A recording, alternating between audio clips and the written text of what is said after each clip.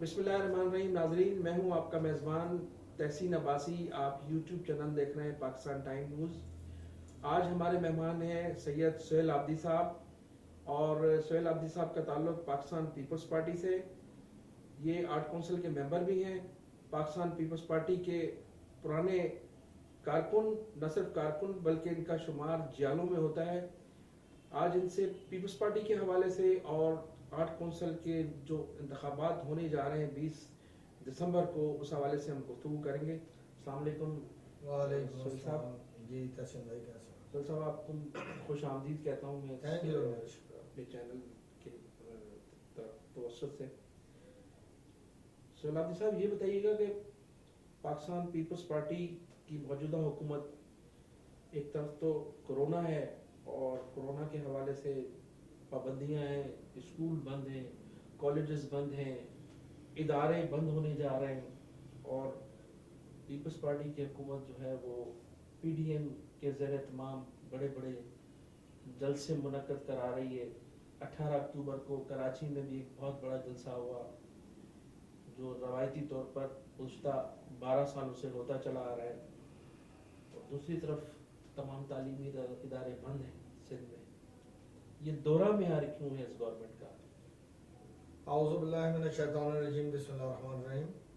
ये मेरे ख्याल में अगर आप सिंध गवर्नमेंट को सिर्फ ये चाहते हैं कि मोर्ज इल्ज़ाम में इसको ठहराएं, तो ऐसा नहीं है। हुकूमत भी अपने प्रोसेशन वगैरह करती रही है। हुकूमत कौन सी? Federal government. और आपको पता है कि जो सेलेक्टर्स 100 डेज का कह के आए थे और कहा था हम 100 डेज में बड़ी खुशहाली ले आएंगे, लेकिन हम खुद ये जानते हैं कि 100 डेज तो किसी एक अगर नई फैमिली बसाई जाती है तो उसके लिए भी नाकाफ़ी होते हैं। लेकिन नारा इन्होंने दिया था 100 डेज का, और फिर वो उस 100 डेज में आवाम की खुशहाली के आवाम बहुत ज़्यादा बदहाल होना शुरू हो गई थी। लेकिन 100 डेज कोई मैयार नहीं होता किसी भी चीज़ को परखने के लिए। तो आज अगर हम देखें, आपकी पार्टी के तो लीडर कहते हैं कि 1 साल तो हनीमून पीरियड होता है किसी भी जमात का। चले हम तो उस 100 डेज को हम 1 ईयर को भी कह लेते हैं कि क्योंकि 100 डेज का दावा उन्होंने किया था। किसी पाकिस्तान पीपल्स पार्टी या पीडीएम में शामिल जमातों ने नहीं कहा था कि 100 डेज में कोई कारकर्दगी दिखाई है। आज इनको 730 डेज से ज़्यादा हो गए हैं, लेकिन अगर एफिशिएंसी की बात आती है तो मैं समझता हूँ कि निल। कौम की बदहाली की बात आती है तो मैं समझता हूँ बड़ी ही ह्यूज लेवल पे बदहाल हो गई है कौम। और जहाँ भी जिस शोबे में भी अगर आप मौजूदा सेलेक्टर्स की किसी एफिशिएंसी को आप देखना चाहते हैं तो मेरा ख्याल में पैमाना जो है आपके पास खुद है। चाहे वो तालीम का महकमा हो, चाहे वो किसी साइंस एंड टेक्नोलॉजी का, इंफॉर्मेशन एक्सपोर्ट तो बड़ी है, एक्सपोर्ट में तो ग्रोथ हुआ है। टेक्सटाइल में तो आपके पास ऑर्डर है 2 साल के। अच्छा, आप ऑर्डर पूरे नहीं कर सकते। आप ये बताएं कि इंडस्ट्रीज, हमारी जो इकोनॉमी है डिपेंड करती है डॉलर्स पे। डॉलर का रेट क्या हो गया? जब हम ये देख रहे हैं कि डॉलर का रेट गुज़श्ता 2 माह में डॉलर तो गिरा है। डॉलर कितना तो गिरा? कंट्रोल हुआ है। कितना गिरा? 13-14 रुपए का तकरीबन कंट्रोल हुआ है। और इंक्रीजिंग लेवल क्या है? वो तो शुरू में जाहिर है, आप लोगों ने गवर्नमेंट छोड़ी थी, पीडीएम की जो जमातें थी, जब इस हुकूमत को आपने इनको हवाले किया तहरीक इंसाफ की गवर्नमेंट को, वो जो हालात थे, नहीं, हमने हवाले नहीं किया इनको। पीडीएम की जमात की बात है। हवाले पीडीएम में किया है। नवाज शरीफ भी शामिल है, आप भी शामिल हैं। पीडीएम तो एक अलायंस जो बहुत बाद में बना है, उसका उस वक्त कोई ताल्लुक नहीं था। जब जुलाई 2018 में इलेक्शन होने जा रहे थे, उस वक्त पीडीएम कहाँ थी? पीडीएम तो उसके बाद बनी है। पीडीएम तो एक पाकिस्तान डेमोक्रेटिक अलायंस बना है। आपकी जमात ने पीपल्स हुकूमत दी डेमोक्रेटिक अलायंस मुस्लिम बना है। लीग नून को, मुस्लिम लीग नून से फिर हुकूमत आई इमरान खान के पास। तो ये जो सिलसिला था आपके पीपल्स पार्टी के दौर में, तो पाकिस्तान की इंडस्ट्री 40% यहाँ से जा चुकी थी। 40% इंडस्ट्री बांग्लादेश चली गई थी। नहीं, आपके टेक्सटाइल का शोबा बंद हो चुका था। ऐसा हरगिज नहीं है कि इंडस्ट्रीज बांग्लादेश चली गई थी। इंडस्ट्रीज बांग्लादेश तो मैं नहीं मानूंगा, इंडस्ट्रीज फैसलाबाद, गुजरांवाला और दीगर जगहों पे उन मारूजी हालात के तहत जो कराची के या सिंध के हालात उस वक्त हो गए। मैं कराची की बात नहीं कर रहा, मैं तो कह रहा हूँ कि उस जमाने में इंडस्ट्री मुल्क से चली गई थी। नहीं, वो जब देखें उस जमाने में तो नहीं गई है, क्योंकि जितने मौके पाकिस्तान People's रिकॉर्ड Party बता की- रहा है सोहेल आब्दी साहब, रिकॉर्ड बता रहा है, जो पाकिस्तान का रिकॉर्ड है वो बता रहा है। मैं तो तो अपने तौर पर पाकिस्तान का जो अभी करंट रिकॉर्ड है उसको आप डिनाई कर उस रहे करंट हैं। रिकॉर्ड में तो टेक्सटाइल इंडस्ट्री ग्रोथ कर रही है। टेक्सटाइल कैसे मतलब टेक्सटाइल का मैं जो तो नहीं शोबा समझ रहा। है, जो इंडस्ट्रियलिस्ट है वो कह रहे हैं कि अगर हमें 5 साल ये दे दिए जाए तो हम पूरे मुल्क का कर्जा उतार देंगे। आज स्टॉक एक्सचेंज पता नहीं कितनी मरतबा इस दौरान बैठ गई, लेकिन इस वक्त तो इकोनॉमी हमारी बहुत ज्यादा डाउन हो गई। जब पाकिस्तानी करेंसी डी वैल्यू होती है तो डेफिनेटली कि हमारी इकोनॉमी बैठती है, और जितनी डी वैल्यू इस 2 साल के अंदर हुई है पाकिस्तान की तारीख लेकिन में अब इतनी इम्प्रूवमेंट value- है उस तक चंद माह से। अगर चंद तो माह आप- से ये उसके बाद ये जो मसनूई- था, ये आप देखें लॉकडाउन आ गया, लॉकडाउन में ये कोरोना आ गया, कोरोना की वजह से 7-8 महीने तो ये गवर्नमेंट डिस्टर्ब रही। उससे अच्छा, पहले कोरोना- जो था एक देखें, कोरोना सिर्फ पाकिस्तान में नहीं आया, सिर्फ सिंध में नहीं आया, लेकिन जब ये लेकिन कोरोना पूरी दुनिया की पूरी दुनिया की ना, पॉलिसियां लेकिन जो- पूरी दुनिया की ना तो पॉलिसी इतनी तेजी से चेंज हुई, ना पूरी दुनिया की इकोनॉमी। बांग्लादेश की अभी आपने बात की, बांग्लादेश किसी हद तक स्टेबल है, उसकी करेंसी अगर आप देखें तो पाकिस्तान का 1 रुपया जो है उनके पता नहीं कितने 100% ये इस गवर्नमेंट में नहीं हुआ, ऐसी ये तो कई सालों से, ये तो नहीं, ये मौजूदा- 15-20 साल देखिए, से ये बात सुनें। सिलसिला चल रहा है। रेशो जो डॉलर का है, जिस तेजी से अपग्रेड हुआ है, जिस तेजी से रेज हुआ है, उसी तेजी से पाकिस्तानी करेंसी डिवैल्यू होती चली गई। जब किसी भी मुल्क की करेंसी डिवैल्यू होती है तो यकीनी बात है कि फायदा दूसरों को पहुंचता है और उस मुल्क में गुर्बत आती है। सोहेल उस आब्दी महंगाई साहब, में- मैंने अभी उसका मैं- दिनों कितने ताजरों के इंटरव्यू किए हैं, जी वो इस गवर्नमेंट से मुतमईन है, उनकी तजारती पॉलिसी से मुतमईन है। और आपके दौर में जो ताजरों के साथ हुआ उससे वो नाला थे। सब ने ये कहा कि पीपल्स पार्टी की गवर्नमेंट में हमें नुकसान हुआ, पीपल्स पार्टी की गवर्नमेंट में ताजर पिस चुका था, सनतें जा चुकी थी। ये तमाम ताजरों ने कहा है, ये तमाम अच्छा, सनतकारों ने मेरी पाकिस्तान बात पीपल्स नहीं पार्टी की। की गवर्नमेंट के बाद आई PMLN की गवर्नमेंट, उसका जरा आप थोड़ा सा एनालिसिस कर लें कि अगर आप पीपल्स पार्टी की गवर्नमेंट में ताजिर पिस मुस्लिम चुका था- लीग नून का तो ये हमेशा से ये सिलसिला रहा है कि वो तो सिंध तो उनसे कट कर रहता है, वो ना सिंध में काम करते हैं। हम थ्रू आउट हाँ, पाकिस्तान की बात कर रहे हैं। ऐसा लगता है कि इकोनॉमी- जैसे मुस्लिम लीग नून के दौर में ऐसा लगता है कि सिंध पाकिस्तान में है ही नहीं। वो तो जो भी काम होते हैं, जो भी तरक्याती काम है, जो कुछ भी उनका है, वो पंजाब की हद तक महदूद रहता है, फ्रंटियर में वो काम करते हैं। बलूचिस्तान और सिंध तो ऐसा लगता है कि मुस्लिम लीग के दौर में यहाँ हुकूमत ही नहीं है। अच्छा, खैर वो क्योंकि माजी में सियासत जो है वो किसी कांस्टेंट सब्जेक्ट तो है नहीं कि कांस्टेंट पॉइंट ऑफ थिंकिंग पे पॉलिटिक्स होती हो। कल का दोस्त आज का दुश्मन, आज का दोस्त कल का दुश्मन हो सकता है। सियासत में आप ये देखें, मैं बात करूंगा क्योंकि मैं उस वक्त प्रैक्टिकल पॉलिटिक्स में आ चुका था, स्टूडेंट विंग चला रहा था, 77 की बात करूंगा कि जब शहीद जुल्फिकार अली भुट्टो की फर्स्ट डेमोक्रेटिक गवर्नमेंट को सहूनी ताकतों के ईमा पे जब उनको एक नाकर्दा गुनाह के जुर्म में उनके मनसब इक़्तिदार से 5 जुलाई 1970 को हटाया गया, तो एक तहरीक चल रही थी उस वक्त, उसका नाम था PNA, पाकिस्तान नेशनल अलायंस, जिसे पाकिस्तान कौमी इत्तेहाद के या 9 सितारों के नाम से जाना जाता है। तो शहीद जुल्फिकार अली भुट्टो ने मेरे ख्याल में इस मुल्क की इकोनॉमी को, इस मुल्क को आप कहीं पे भी कि एक आम शहरी मेरे आप जैसा उसको बाकायदा कि ये कहीं पे भी जा सके तो बता सकें कि नेशनल है, ये पाकिस्तानी नेशनल आइडेंटिटी कार्ड का इजरा किया। इस मुल्क के तमाम इदारों को इंक्लूडिंग हमारे फौजी तीनों इदारे, उनको ऑन डिपुटेशन बाहर जाने के कि नहीं, हमारे फौजी या हमारे दीगर जिस भी इदारे के स्किल्स हैं, जिस भी इदारे के हमारे रेस्पेक्टिव एम्प्लॉयज़ हैं, वो ऑन डिपुटेशन गैर ममालिक में जा सकें ताकि ज़र मुबादला मुल्क में भी आए और वो भी खुशहाल हो जाएं। न्यूक्लियर पावर बनाने वाले इस्लामिक स्टेट सही मानों में जिसके नाम पे कि पाकिस्तान एक डेमोक्रेटिक इस्लामिक कंट्री के तौर से आज़ाद हुआ था, यह इसकी फॉर्मेशन हुई थी, लेकिन बदकिस्मती से आज डेमोक्रेसी भी नजर नहीं आती और इस्लामाइजेशन जिस दौर की आप बात कर रहे हैं जुल्फकार अली भुट्टो के दौर की आगे बात बढ़ कर रहा रहा हूँ। हूं। मैं थोड़ा सा आपसे, जी आप जिस दौर की बात कर रहे हैं इस दौर जी। में तमाम इंडस्ट्री नेशनलाइज की गई, जो अब आपकी गवर्नमेंट ने भी डी नेशनलाइज की। जी जी वो बिल्कुल मुहतरमा जी, के दौर बिल्कुल में जी, हाँ 18 माह में डी मैं नेशनलाइज इसको हुई डिनाई नहीं कर रहा हूँ। 1993 में जब आपका दूसरा दौर इक़्तिदार आया तो आपने डी नेशनलाइज की, जी जी ठीक है।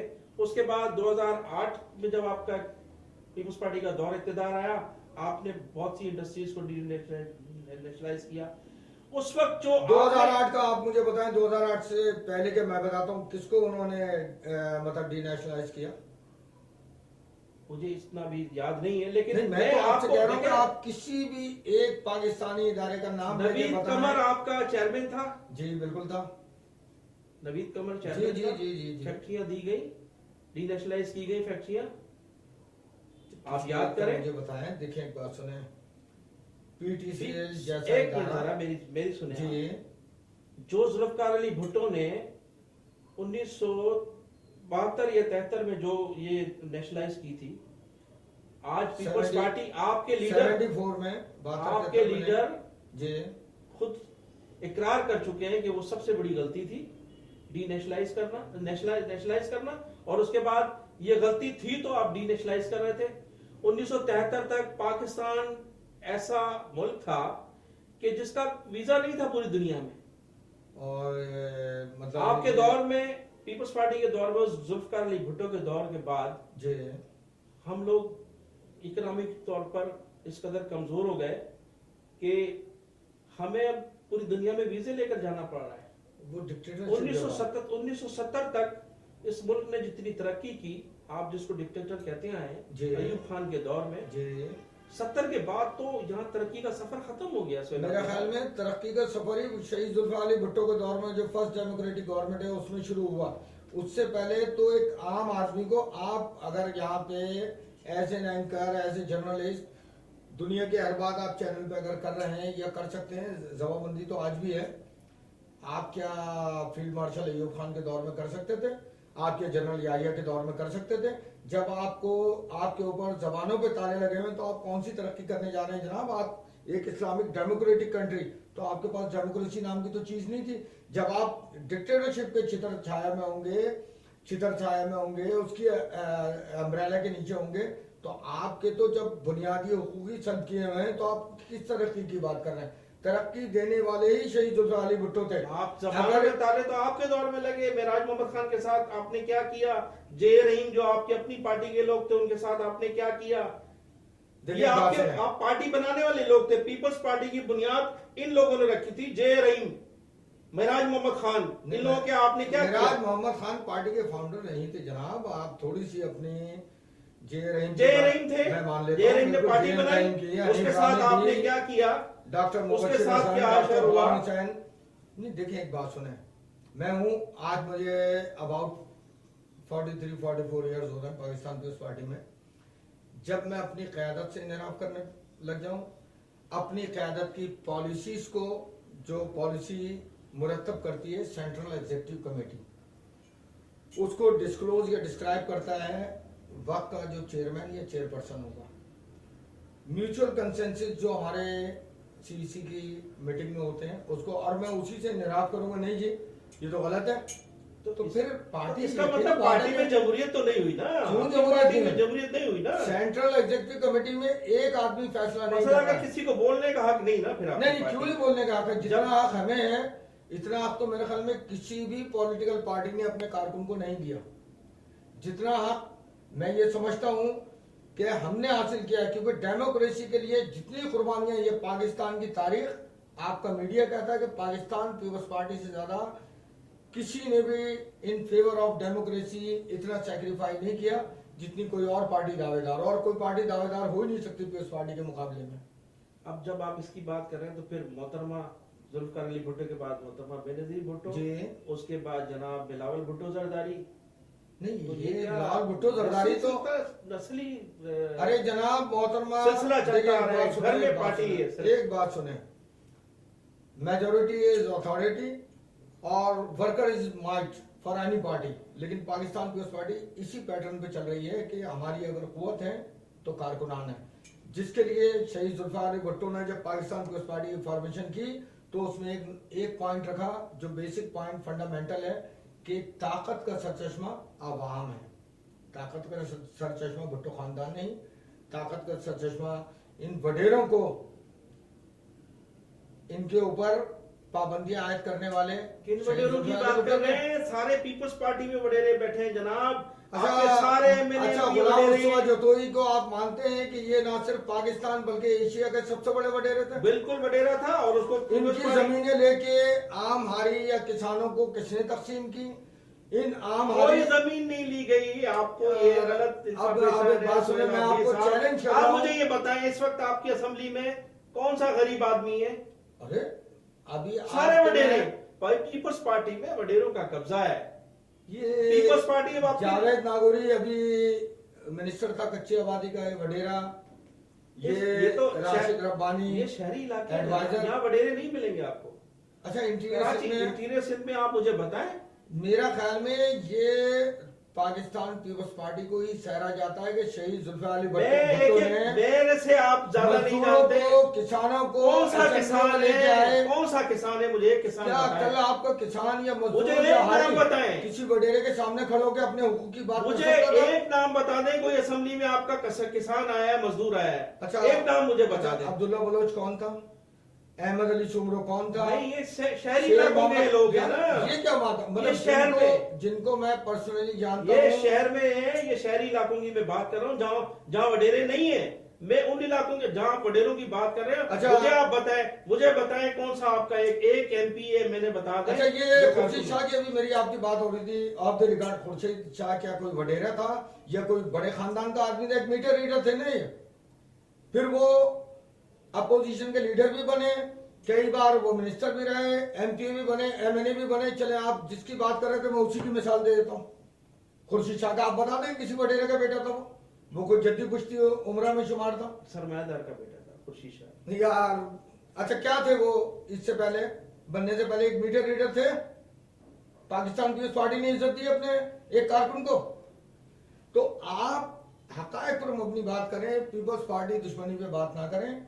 मैं पीपल्स पार्टी में खुद पीपल्स पार्टी का कारकुन नहीं, रहा हूं। एक बात सुने, पीपल्स आप पार्टी रहे दुश्मनी की हैं, बात नहीं आप कर रहे रहे हैं, हैं। आज नहीं है, लेकिन हकायक पर अपनी बात नहीं मैं कर रहे हैं। हकायक पर बात कर रहा हूं ना। मुझे ये नाम याद आया। मुझे ये बताएं, आप मुझे बताएं जी, कि आप पीपल्स पार्टी की जब टिकटें तकसीम होती हैं, अच्छा, मंजूर वसान कौन से मतलब के किसी वडेरे का बेटा था? एक खानदानी बैकग्राउंड है। खानदानी बैकग्राउंड होना अलग है कि मैं एक सैयदजादा हूँ, मेरा जमींदार है, खानदानी जमींदार है, खानदानी बैकग्राउंड है मंजूर वसान का। अच्छा, चले मैं भी आपको बताता हूँ, ये अयाज सुमरो मरहूम, सुमरो जमींदार है। यार देखें अब कि अगर किसी की एक छोटी मोटी जमीन और एक आप बड़े वडेरे से उसका मुकाबला कर लें। मैं ये आपसे एक शहीद जुल्फिकार अली भुट्टो ने एक मजदूर, एक हारी, एक किसान को जबान दी, वो अपने हक के उसूल की खातिर एक वडेरे के सामने खड़ा हो जाता था। क्या उससे पहले, भुट्टो साहब से पहले, किसी हारी मजदूर या किसान में था एक मिल के अंदर मुलाजिम, क्या अपने मालिक के खिलाफ खड़ा आज हो वो सकता हालात था? नहीं, आज भी वो हालात नहीं है जनाब, आज भी वो हालात नहीं मेरा है। यहाँ तक ख्याल है शहीद जुल्फिकार अली भुट्टो को मैं 1000 टाइम सैल्यूट पेश करूंगा उनकी तमाम पॉलिसीज को, कि जब उन्होंने, अच्छा ये स्कूल जो है ये नेशनलाइज किए भुट्टो साहब ने। नेशनलाइज किए ना इसको। अच्छा, उससे फायदा किसको पहुंचा? तालीम को आम किया। एक मजदूर, तालीम- हारी और किसान का देखिए- बेटा सोच भी नहीं सकता था कि वो स्कूल के अंदर जाएगा और अपनी तालीम के उसूल के लिए कुछ करेगा। देखिए, जुल्फकार अली भुट्टो के जहां बहुत से इकदाम आप बेआईनी कंट्री को एक मुस्तनद आइन दिया, आपको आज भी उसमें अमेंडमेंट चाहे करके उसका बेड़ा गर्क करने की बहुत सारों ने कोशिश की। आप वहां से चलते हैं, आसिफ अली जरदारी की ये जो अपने एक प्रेसिडेंशियल पावर से क्यों उन्होंने पार्लियामेंट को तफवीज कर दिया?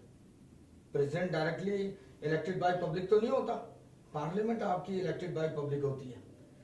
18th अमेंडमेंट क्या चीज है, प्रोविंशियल ऑटोनॉमी क्या चीज है, इन तमाम चीजों को क्यों नहीं किसी और पार्टी ने कर दिया। और पहला ये चेहरा है पाकिस्तान पीपल्स पार्टी की हुकूमत को, जिसमें जनाब आसिफ अली जरदारी प्रेसिडेंट थे, 5 साल का टेन्योर पूरा किया। लेकिन और आसिफ अली 5 साल जरदारी के दौर में मेमू गेट स्कैंडल भी था, नहीं, एक बात करप्शन सुनिए, भी कोई थी। चीज प्रूव हुई, 11.5 साल जेल काटे। सुप्रीम कोर्ट में केस मौजूद है। अरे तो मौजूद है तो कब मेमू होगा, गेट स्कैंडल का केस कब होगा? 100 साल बाद उस होगा, जब मेमू- मैं और आप दुनिया में नहीं रहेंगे। उस मेमू कब गेट प्रूव होगा? उस मेमू गेट स्कैंडल का जो मुजरिम था जी। वो ऐवान सदर में रहता था और उसकी जमानत भी बाहर जाने की आसिफ अली जरदारी ने एज ए प्रेसिडेंट दी थी, अच्छा, जिसकी वजह से वो बाहर चला अभी गया। एक बात सुने, आबिद शेर अली को बकौल इमरान खान के प्राइम मिनिस्टर ऑफ स्टेट है ना, वो क्यों इजाजत दे दी जब इतने सारे उसको चार्जेस थे?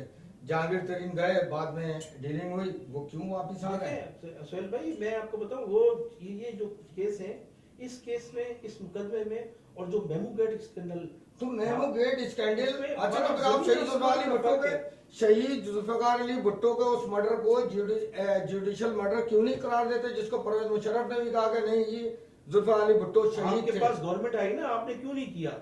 जो 3 नहीं, मरतबा आपको सबने- इक़्तिदार मिला, सबने इस 90 में चीज़ को- आप अच्छा, किसको 88 में तख्तेदार पे चढ़ाया? अब उस वक्त आप केस चला, आप तो बेनजीर भुट्टो के कातिल नहीं पकड़ सके आज तक। नहीं, एक बात सुने, बेनजीर भुट्टो शहीद के उस वक्त की, जब पता यानी कि जो भी एजेंसीज थी हमारी, जो भी उसमें इन्वॉल्व लोग थे, उस वक्त से लेके आज तक, ठीक है कि हमारी हुकूमत ये कम से कम एटलीस्ट 1 टाइम फेडरल गवर्नमेंट और ट्वाइस टाइम हमारी ये प्रोविंशियल गवर्नमेंट, हमने तो कौन ये चाहता है कि बेनजीर भुट्टो शहीद के कातिल खान लियाकत अली खान के कातिल पकड़े गए? ये बदकिस्मती है हमारे मुल्क की। खान लियाकत अली खान का ना कोई बेटा बाद में वजीर आजम बना, ना तो इसका दामाद मुल्क का सदर बना, इस वजह से नहीं पकड़े गए। मेरा आपकी तो ख्याल गवर्नमेंट में- आई है, नहीं। आपकी तो मोहतरमा बेनजीर भुट्टो साहिबा 2 मरतबा प्राइम मिनिस्टर रही हैं, उसका दामाद इस मुल्क का सदर रहा है, कातिल नहीं पकड़े गए। कहां गए कातिल? कातिल दुनिया को पता है, ज़ियाउल से लेके मौलवी मुश्ताक से लेके ये तमाम लोग कातिलाने जुल्फिकार अली भुट्टो में शामिल थे। आज वो दुनिया में मौजूद है, क्या उनकी लाश को? मैं तो बेनजीर भुट्टो के कातिल का पूछ रहा हूँ आपसे। अच्छा नहीं, वो अभी कहीं आपने पकड़े कहा कि गए। 2 मरतबा बेनजीर साहिबा की जी, हुकूमत बेनजीर रही, तो साहिबा। बेनजीर साहिबा के अपनी हुकूमत में रहते हुए अपना कत्ल करा के अपनी वो करती कोई बेनजीर का investigation? भी पूछ रहा हूँ ना कि हाँ, जासिर जरदारी बेनजीर साहब साहिबा के थे। बाद देखें, एक बात सुने, उस केस को उठाया गया। आपको याद होगा कि अभी बिलावल ने अपनी एक स्पीच में ये बात कही थी कि हम तो चाहते हैं कि बेनजीर भुट्टो शहीद के कातिलान भी मंजर आम पे आए। शहीद जुल्फिकार अली भुट्टो का कत्ल एक बहुत बड़ी बैरूनी साजिश, जिसके अंदर अंदरूनी बहुत सारे लोग शामिल थे। इसी तरीके से शहीद बेनजीर भुट्टो के जो कातलान है, वो मेरा ख्याल में अमेरिका से सिलसिला चलता है, और हमारे मुल्क में अब मैं अगर क्या बोलूं अगर तो फिर आपको बात आ जाती इतना है। मालूम है तो फिर नहीं, हमें इतना मालूम- हम पर क्यों नहीं लाया जा रहा है? हमारी देखें, इन्वेस्टिगेशन एजेंसीज आजाद होती हैं, जो आज नहीं है। ये नैब जैसा इदारा ये पाकिस्तान पीपल्स पार्टी ने नहीं बनाया था, आज टोटल इंतकाम पे उतरा हुआ है, आपने जिसके लिए इस- पहली बार इस सलीम बच्चे मांडवी की वाला ने- परवरिश तो इस बच्चे की परवरिश तो आप ही लोगों ने की है हमने जनाब। कोई नहीं की। सैफुर रहमान कहाँ आके बैठ गया था? सैफुर रहमान के बाद बनाया ये इदारा जनाब। ये सैफुर रहमान किसका था?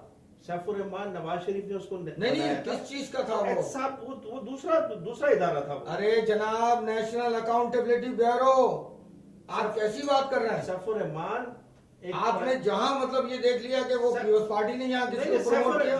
प्रमोट तो आपने जो मौजूदा नहीं, हमने कभी चेयरमैन नैब है- को प्रमोट नहीं किया। नहीं, चेयरमैन जो मौजूदा चेयरमैन है वो तो खुर्शीद शाह और नवाज शरीफ की मशवरा से बना है ना इस वक्त, जो जस्टिस जावेद इकबाल है। अच्छा, अगर जस्टिस जावेद ये इकबाल, खुर्शीद शाह और जनाब वो जस्टिस आपके जावेद इकबाल अगरचे नवाज शरीफ और खुर्शीद शाह की मशवरत से बन गए, जी ठीक है, क्योंकि उस वक्त की हुकूमत थी किसकी? PMLN की।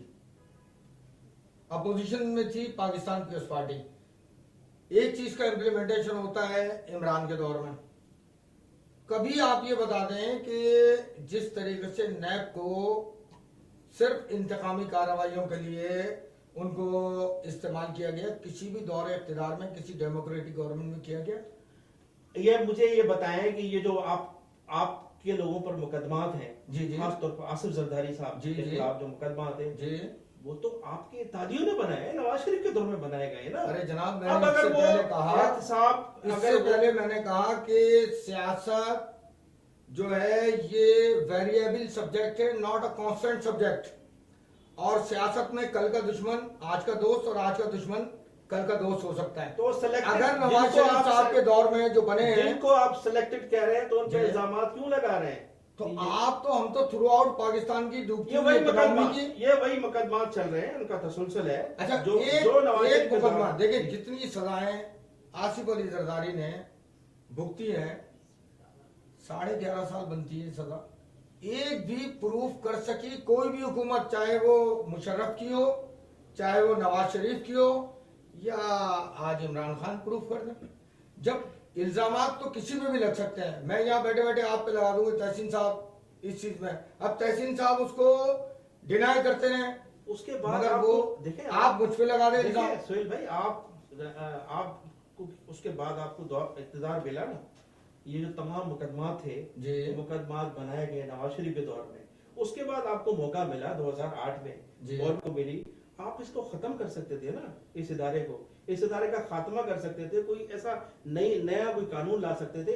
आपने क्यों नहीं किया ये? अच्छा, एक बात सुनो, उसमें आपसे क्यों नए कानून के लिए प्राइम मिनिस्टर कोई मतलब यानी कि कोई फतवा तो जारी नहीं कर सकता, लेजिस्लेशन होगी, तो आपके कैबिनेट पास से अप्रूवल होगी, आपके पास तो और जहां अगर पाकिस्तान पीपल्स पार्टी सिर्फ यही चाहती कि हजारादारी हमारी रहे, तो आसिफ अली जरदारी अपने 2 साल के पीरियड गुजारने के बाद इतना बड़ा जो उनके पास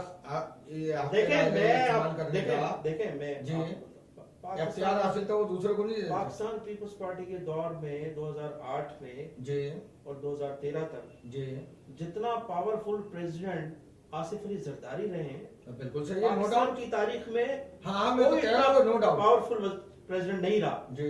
और मेरी इत्तला के मुताबिक आसिफ अली जरदारी तो प्राइम मिनिस्टर हाउस भी चलाते थे, तमाम अख्तियारात उनके पास थे, महज यूसुफ रजा गिलानी तो एक मोहरा थे, बाकी तो सारी हुकूमत जो थी अवाने सदर से चलती थी।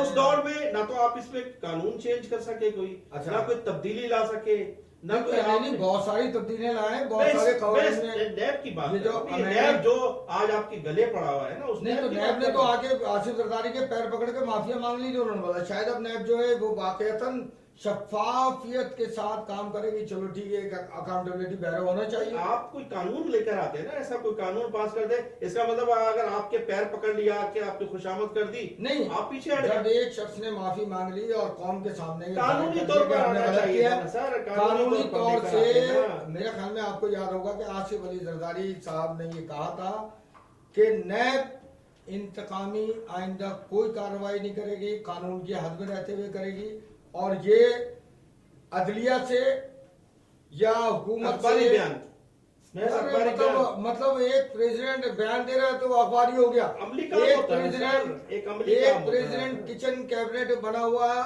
और प्राइम मिनिस्टर की डिक्टेशन ले रहा है, तो आप उसको बोल रहे हो कि यार उसके पास तो कोई अख्तियार ही नहीं है, एक बाख्तियार अच्छा, प्रेसिडेंट। ये बताइए कि पीडीएम का मुस्तकबिल क्या है? पीडीएम नवाज शरीफ कह रही है कि इस्तीफे दिए जाएं, पीपल्स पार्टी कह रही है कि हम इस्तीफे नहीं देंगे। आपने कब कहा? पाकिस्तान पीपल्स पार्टी बिलावल भुट्टो साहब ने कहा कि इस्तीफे बिल्कुल देंगे, लेकिन ये हमारा लास्ट ऑप्शन होगा। हम इब्तिदा में इस्तीफे क्यों दे दें? जो हमारे पार्लिमानी जो राइट्स हैं, पहले हम वो जिसके अंदर वोट फॉर नॉन कॉन्फिडेंस है, दूसरे यही इमरान जब कल तक धरने दिया करता था डी चौक पे बैठ के, जो बातें किया करता था, आज हर बात से इनराब कर रहा है। आज माशाल्लाह से वो तर्जुमान सिर्फ पीटीआई है, तर्जुमान मुल्क का तो नहीं है। डिक्टेशन बाहर से कोई आ रहा है तो इम्प्लीमेंटेशन उस पर हो रहा है, लेकिन कौम का क्या हाल हो रहा है? 50 लाख मकानात, 1 करोड़ नौकरियां, एक मकान किसी को मिला, एक नौकरी किसी को मिली। मतलब बड़े ही अफसोस के मुकाम है कि पाकिस्तान की इस 73 साल तारीख में फेडरल गवर्नमेंट की एडवर्टीजमेंट हो रही है जॉब, जिसमें लिखा है नॉट फॉर कराची आई। आप बता दें कि किसी भी दौर में पीपल्स पार्टी में तो बड़े इल्जाम लगे थे ना कि सिंधी परस्त पार्टी है, मुमताज भुट्टो ने ही शुरू कराया था, जिस मुमताज भुट्टो को लगाम देने वाले भी शहीद जुल्फिकार अली भुट्टो थे। वरना जो अयूब खान के दौर में महाजिर पठान राइट्स हुए थे, वो मुमताज भुट्टो ने सिंधी महाजिर कराए थे। और उसको रोकने वाला कौन था? शहीद जुल्फिकार अली भुट्टो। वो सिंधी तो नहीं बने थे, उन्होंने कहा था आई एम पाकिस्तानी, पहले पाकिस्तान उसके बाद कुछ और। सोहेल आबिदी साहब, अब ये बताइएगा कि अब मैं पीडीएम की बात कर लूं ना, आर्ट काउंसिल के इंतखाबात, आप पीडीएम का एक सवाल किया तो मैं उसकी बात कर लूं। वक्त की कमी की बात। अच्छा चलें, ठीक है। आर्ट काउंसिल के इंतखाबात होने जा रहे हैं 20 जी। दिसंबर को, और आप उसके मेंबर भी हैं, बड़े जी, एक्टिव जी, मेंबर बिल्कुल। हैं, और मेरे ख्याल से आप किंग मेकर भी हैं, किसी न किसी को मैदान में हाँ, उतार मैं रहे 3 हैं। टाइम्स इलेक्शन भी कंटेस्ट कर चुका हूँ इस इस आर्ट हवाले से काउंसिल के। बताइएगा कि अभी पिछले दिनों जो हमारी 2-3 लोगों से बातचीत हुई, उसमें काफ़ी इल्ज़ाम लगाए गए अहमद शाह पर कि वो 1 मैन शो हैं, और अभी 900 मेंबर उन्होंने नए भर्ती किए हैं, जो विद ऐलान नहीं था जिसका, और उनको जो है वो वोटर्स बनाए गए, मेंबरशिप नहीं किए बल्कि वोटर्स बनाए जा रहे हैं। वहाँ मुलाजमीन भी जो है वो मेंबर्स हैं, और फ़नून लतीफ़ा से जिनका ताल्लुक नहीं है उन लोगों को भी मेंबर बनाया जा रहा है। इस तरह से आप थोड़ा सा इस पर रोशनी डालिएगा, क्या ये किस हद तक हकायक है और किस हद तक। देखें, मैं ये कहूँगा कि अगर जिन्होंने भी बात की है, अगर 100% नहीं तो काफ़ी हद तक उन्होंने दूसरी बात कही है।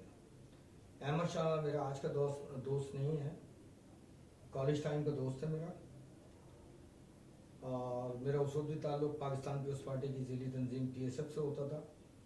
अहमद शाह का ताल्लुक JIT वो इससे इस्लामी जमीयत तलबा IJT से था,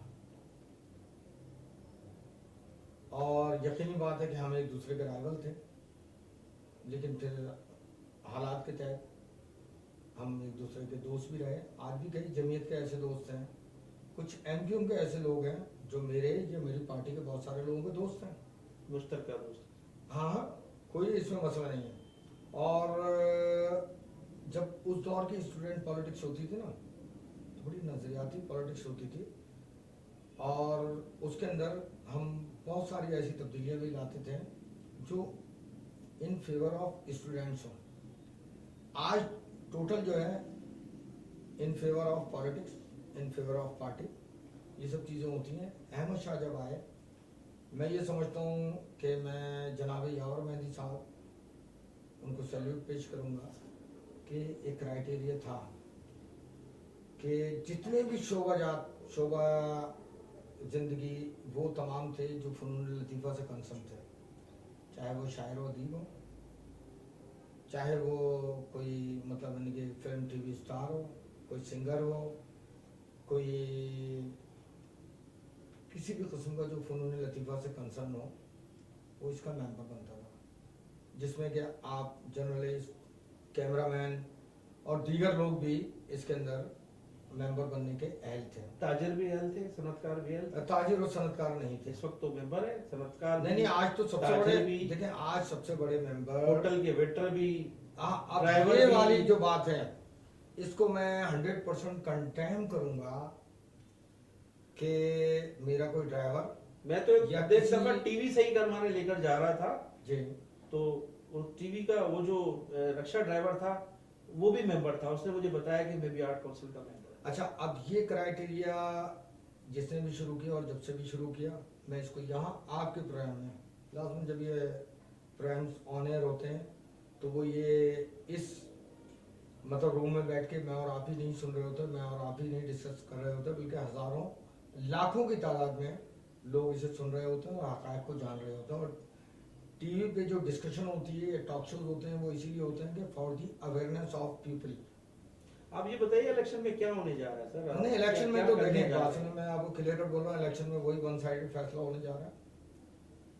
और ये क्राइटेरिया कि मैं एक दफ़ा आपकी मजम्मत कर दूं कि जो वेटर्स, जो ड्राइवर्स, जो प्यून, जो चौकीदार, जो वो नॉन कंसर्न लोग जो किसी भी हवाले से जो एक मेंबर बनने का क्राइटेरिया है उसमें नहीं आते, उसकी मेंबरशिप ख़त्म होनी चाहिए। और आपको शायद ये पता नहीं होगा कि आर्ट्स काउंसिल की जो भी इलेक्टेड बॉडी तकरीबन 1952 और आज ये समझ लें कि आज 2020 के अंदर पाकिस्तान की तारीख से सिर्फ 5 साल छोटी है ये आर्ट्स काउंसिल संग बुनियाद रखी गई। पहले 100 फिर 200 फिर 300 यानी यावर मेहंदी साहब के दौर में भी मेरे ख्याल में 2000 समथिंग मेंबर थे। इस वक्त तो 7000 मेंबर हैं, अब 7000 से तजावुज़ कर रहे हैं। तजावुज़ कर गए उससे। तो इसका जो इलेक्टेड बॉडी होती है, ठीक है, जो भी इलेक्टेड बॉडी होती है वो खुद मुख्तार होती है कुछ भी करने की, लेकिन क्राइटेरिया को जब गलत अंदाज में लेके आया जाता है तो वहाँ हर मेंबर को राइट हासिल है। ये है तो वेलफेयर का इदारा है, फनकारों के लिए। यही लोग जीतेंगे जो भी अच्छा, बैठे हैं। हाँ, जो बिल्कुल। तो उसके अच्छा। इसका मतलब ये कि आर्ट काउंसिल में कोई अब तब्दीली आपको नहीं जो आ मैं रही। बताने जा रहा था, इलेक्टेड बॉडी ठीक है अपनी जगह होती है, इसका जो चेयरमैन है वो आपको पता है कौन होता है? कमिश्नर, जो भी उस वक्त का कमिश्नर होता है वो चेयरमैन चेयरमैन होता है। होता है। जी मुझे नॉलेज में है। शुएब सिद्दीकी से लेके जो अभी बड़ा एक्सट्रीम पे चला था, आज इफ्तिखार शलवानी है, किसी भी जगह पे चाहे वो हुकूमत वक्त हो, जितने डेमोक्रेटिक इदारा हैं, पाक फौज की बात नहीं करता मैं, उन तमाम के अंदर एक रूलिंग होता है। चाहे किसी एक फैक्ट्री में चले जाए, जो तमाम राइट्स शहीद जुल्फ़िकार अली भुट्टो ने दिए थे मेहनत कशों को, तालिब इल्मों को, उसी पे इम्प्लीमेंटेशन होता है। लेकिन अनफॉर्चुनेटली आर्ट्स काउंसिल के अंदर अपोजिशन को कोई राइट नहीं। अपोजिशन का कोई ऑफिस नहीं है बैठने के लिए। यही मैं आपसे कह रहा हूँ कि कि अपोजिशन कोई राब्ता right करे नहीं लोगों है। से। तो जब क्योंकि कल अहमद शाह भी अपोजिशन में आ सकते हैं, तो अहमद शाह को भी ये महसूस होगा कि यार मैं आज अपनी गैदरिंग कहाँ करूँ, अपने लोगों को कहाँ बिठाऊँ, जो मेरे वोटर हैं, कोई जगह नहीं होगी। और कोई आप बड़े से बड़ा प्रोग्राम कर लें, आर्ट्स काउंसिल कंसर्न्स की बात कर रहा हूँ, आर्ट्स काउंसिल के मेंबर्स की बात कर रहा हूँ, आप आर्ट्स काउंसिल से बाहर करेंगे ना तो उसको वो पजीराई हासिल होगी और ना ही वो पब्लिक में कोई इतनी, पब्लिक से मुराद खैर वहाँ तो आप अगर आ जाए इलेक्शन वाले दिन तो वोटर से ज़्यादा तो मेरे ख्याल में आउटसाइडर्स होते हैं। और मैं इन चीज़ों को गलत मैं कहता हूँ कि ऐसा नहीं होना चाहिए, वोटर्स ही अलाउ होना चाहिए और वोटर्स को राइट है वोट का हक है राय दही इस्तेमाल करने का। लेकिन जब चेयरमैन कहीं पे भी जानिबदार हो जाता है किसी भी इदारे का जो सुप्रीम पावर है, तो उसके बाद अदलिया, मैं उस वक्त अहमद शाह के अगेंस्ट पैनल में था, 3 इलेक्शन लड़े मैंने और यकीनी बात है कि अहमद शाह जीतता रहा। फिर अब जो उसने नया सिलसिला 2 साल का, तो अपोजिशन तो कुछ नहीं कर सकती। अपोजिशन के पास जैसे एक आम पब्लिक को होता ना इख्तियार, कहीं वो आवाज नहीं उठा सकती, अदलिया उसके लिए है। तो अदलिया ने कौन सा मतलब एक्शन ले लिया, अदलिया ने कौन सा उन वोटर्स के फेवर में या उनकी किसी जायज बात को तस्लीम कर लिया। देखें ये जो मुबशिर मीर, असलम खान, नजमुद्दीन शेख, ये लोग मेरे पुराने दोस्त हैं। मुबशिर मीर पाकिस्तान अखबार का और वैसे भी एक सीनियर जर्नलिस्ट है। इसी तरीके से दूसरा सीमा शाकिर वाला जो एक पैनल, ये 2 पैनल सामने नजर आ रहे हैं अगेंस्ट में, और दोनों ने मुझे अपनी अपनी मीटिंग में बुलाया, मैं बिल्कुल गया और मैंने वहाँ वाज़ेह तौर से कहा कि मैं किसी भी ग्रुप के किसी भी पैनल में as a candidate, as a contestant आपको नज़र नहीं आऊँगा, क्योंकि मैंने 2015 का आखिरी इलेक्शन, उसके बाद मैंने किसी इलेक्शन में हिस्सा नहीं लिया। और फिर वक्त जो सिनेरियो है, जो एटमॉस्फेयर है आर्ट्स काउंसिल का, मैं मुताबिल नहीं हो सकता क्योंकि मेरा ज़मीर नहीं मुतमईन कर रहा। तो मैं किसी भी टीम का हिस्सा नहीं बना। हाँ, वोटर ज़रूर हूँ और यकीनी बात है कि अपने पसंद का जो भी पैनल होगा उसको मैं वोट दूंगा। और सपोर्ट किसको करेंगे? देखिए एक बात सुने, मैंने आपसे कहा ना कि अगर मैं यही बता दूं कि सपोर्ट किसको करूंगा तो फिर यकीनी बात है वोट भी उसी को दूंगा। और जो हक और सच्चे होंगे और जिनको अमूमन इलेक्शन के टाइम पे आप जहन बना के बैठे हैं, क्योंकि आप किसी पार्टी के नहीं है, एक न्यूट्रल पब्लिक है। अचानक आपको ये नज़र आता है कि यार वो बिलावल साहब ने या आसफा साहब की जो लॉन्चिंग हुई, इन्होंने बड़ी खूबसूरत स्पीच की और बिल्कुल शबीह बेनज़ीर नजर आई। मैं तो पीपल्स पार्टी को, तो वो आपका सडन जो है ना, वो बिल्कुल आपकी सोच बदल गई। तो इस चीज़ को मैं डिक्लेयर नहीं करता, लेकिन जो हक़ सच पे होगा इंशाअल्लाह से मैं उसे वोट दूंगा। और बाकी जो बहुत सारी जायज़ बातें हैं, मगर मैं अप्रिशिएट अहमद शाह को भी कुछ यहाँ पे करूँगा कि देखें, अगर इल्ज़ाम आता है कि उसने खाया बहुत कुछ, तो उसने बनाया वही सियासी गुफ्तगू कर रहे हैं आप। नहीं, खाया सियासी है तो गुफ्तगू कुछ नहीं। ना कुछ लगाया जरूर है। बहुत शुक्रिया आबिद साहब। ठीक है।